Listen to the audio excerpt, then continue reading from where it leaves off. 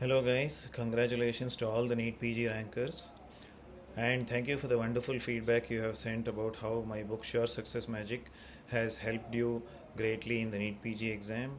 I trust it will help many more generations of PG aspirants in the future. That apart, the other question which you guys have been asking me now is how to select a PG branch or which branch to select. I will not be telling you which branch to select exactly, but then I have put it across as a stepwise process over here, and I have put my thoughts together, and hopefully it will help you in the right direction. If it benefits even one or two of you, this video will be worth it. So let's start.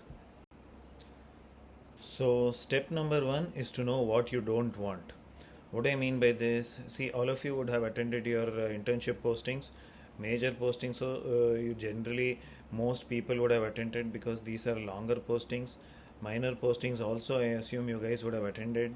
If you have skipped any posting, for example, you did not attend psychiatry or you did not attend ophthal, ENT or any of these, even though it's not too late, just go to your own college, spend a day in the department over there, interact with people, see how they deal with the patients, what do they do. That will give you a general idea. So now assuming that you have been exposed to a reasonable degree in all the branches, now you have to make up your mind about which branch you don't want. Even if you get first rank in NEET PG or even if you get first rank in INI-CET, this is a branch which I will not do. This could be any branch for whatever reason. For example, some people avoid OBG because of the hectic nature of the specialty. Some boys tend to avoid OBG. Some people don't want surgery again because they don't want long OTRs and they don't want to be surgeons. Some people don't want ophthalmology ENT because of the nature of the microsurgery over there. Some people don't want anesthesia because they don't want to spend their life in the OT or ICU. Some people don't want preclinical subjects or paraclinical subjects at all because they want more patient interaction. Nothing wrong at all. Whatever your reason could be, you list it down and say, I don't want these branches. So this is something which you should know before you go further. Make a love list. What I mean by that is, make a list of 2, 3 or 4 branches priority wise which you would join if you had a choice. See, if you are a top ranker, if you are a single digit ranker or a double digit ranker, you have everything open. Whichever is your first choice, you will definitely get it. But somewhere down the line, say 1000 plus or 2000 plus, you have to be a little bit more open, I think. So this is where you have to decide and make a small list.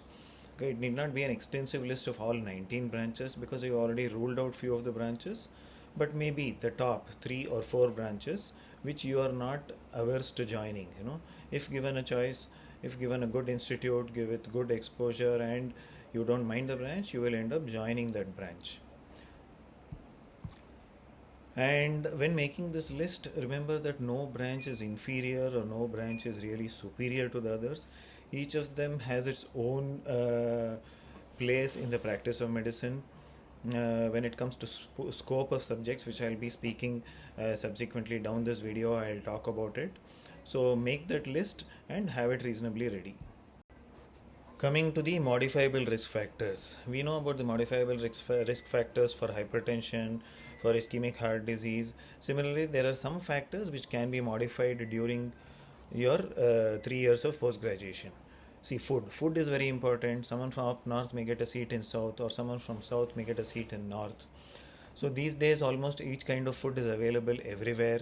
Okay, if that is not possible, online ordering is possible, or you could hire a cook for a certain period of time, learn to cook a little bit of yourself. This is not such a major factor. Yeah, definitely food is very important. You have to have nutritious food because you will be working long hours, etc., etc. Try to modify your food habits also a little bit. That can definitely help. Next, people talk about weather. What if it is too cold or what if it is too hot?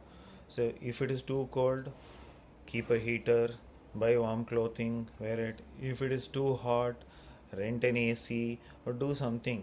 Don't tell me these, you guys are smart enough to figure out these things. This should not at all be a limiting factor for you. And third, people talk about language. I don't know the language. See, most specialties, once you join, you get the keywords of that language which you need to know. And some things don't require a language. For example, pain doesn't require a language, or the fact that the patient is in discomfort doesn't require a language, most of these things. So if you guys are capable of cracking NEET PG exam, learning the basics of a new language is really child's play to you. You will do it within no time. Again, let that not be a limiting factor. Coming to saturation, this is something which the word which I hear a lot, this subject, this branch is saturated, that branch is saturated. See, every branch is going to be saturated, every branch is going to have competition. In India, maximum thing we have is the number of people. We are an overpopulated country, and especially with the medical care being concentrated in tier 1, tier 2 cities, if you are going to be settling in those areas, you will always find that oversaturation is going to be there. So, will that prevent you from taking a certain branch? No. Take the branch, finish the 3 years in that specialty. Meanwhile, have a reasonable idea of what you're going to do next, how you're going to go about it. Are you going to go back to your hometown? Are you going to do some super specialization training later? These are some things which, once you spend about 1 year in the specialty, you will kind of get a hang of it. But trying to say this branch, I've seen anesthetists talking about why they should people shouldn't join ophthal because it is saturated, or ophthalmologist saying why someone should not become a neurosurgeon, or a neurosurgeon saying why someone should not become OBG. Doesn't make sense at all. See, each branch has its own place in medicine, like I said. Say, suppose a patient is there in ICU and he develops a skin rash. Do you think the anesthetist will be treating it? No, they will call in for the dermatologist. Okay, suppose there is a trauma, you have to have an orthopedician there, maybe a general surgeon also will have to be there, the anesthesia guy has to be there. Now suppose this patient has other factors, the physician will have to give the fitness over there. Okay, suppose an oncosurgeon has to operate. Before that, they take a biopsy. Who do you think will be looking at the biopsy and reporting it? It is the pathologist over there. So each branch will have its own scope. So even though saturation is there, that brings me to the other point of scope. So each branch will have its own scope. So once you join, you will have to figure out, don't ask me whether I can tell you the scope of transfusion medicine in Chennai or Kolkata. I have absolutely no idea. So how do you find out then? Talk to people of that specialty, do your own research on the internet, look at YouTube where people have spoken about. Generally, people of that specialty would have gone through a lot of hardships in that, and they will tell you, sometimes even negatively, or speak to the younger folk, the PGs who have joined that branch, where they can tell you what are the recent advances over there, what is the scope of those recent advances. See, this is the age of information. There is no dearth or no limitation to how much you can find out. Visit some places, visit the people, visit practitioners, find out what is the scope, and then you can decide.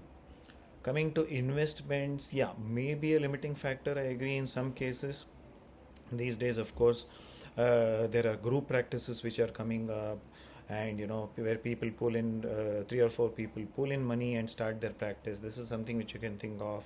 Loans, of course. I will not really go too much into it. Depends on because some people will not be able to get a good night's sleep if they have a loan overhead and overheads, whereas others may be able to function very effectively with a large loan. So that depends. Maybe investment, I would say, is a little limiting factor, but something which can definitely be overcome. Selecting a branch for PG is like getting married. There is love marriage where you love the person earlier and you get married to them, or arranged marriage wherein you get married after a brief period and then you learn to fall in love with the person. Similar to this, you may get your dream branch and start PG in that branch, or you may settle for a branch which you did not mind, and then you start liking the branch. Either way, each marriage has its own share of issues. You have to put in a lot of effort, especially in the initial few years, going forward, every year for that matter. So, and it is upon you to make the marriage work. Similarly, it is upon you, once you join the branch, learn maximally, get maximal knowledge during these next 3 years, maximum skills, whatever you can acquire, and then go start your practice. It's going to be hard initially, like I said, there are going to be issues, but then it depends upon you to succeed and you will make a decent living out of whichever branch you choose. Believe me, it is going to happen. And yes, medicine is still a noble profession. Whatever you do, see, you may treat a person's anemia, you may deliver a baby, You may treat someone with asthma, or you may treat a simple fever. You may suture someone who had an injury. You may, fix a broken bone, or you may do a cataract surgery. I'm just running out of examples over here. What I'm trying to say over here is this is a field where you're going to have direct interaction with people, and there is definitely a lot of consumerism out there. It will be there, but still there's going to be a lot of people are going to be thankful for the service which you do. And all these days you were in the mode of what we call PG aspirants. No, you're no longer PG aspirants.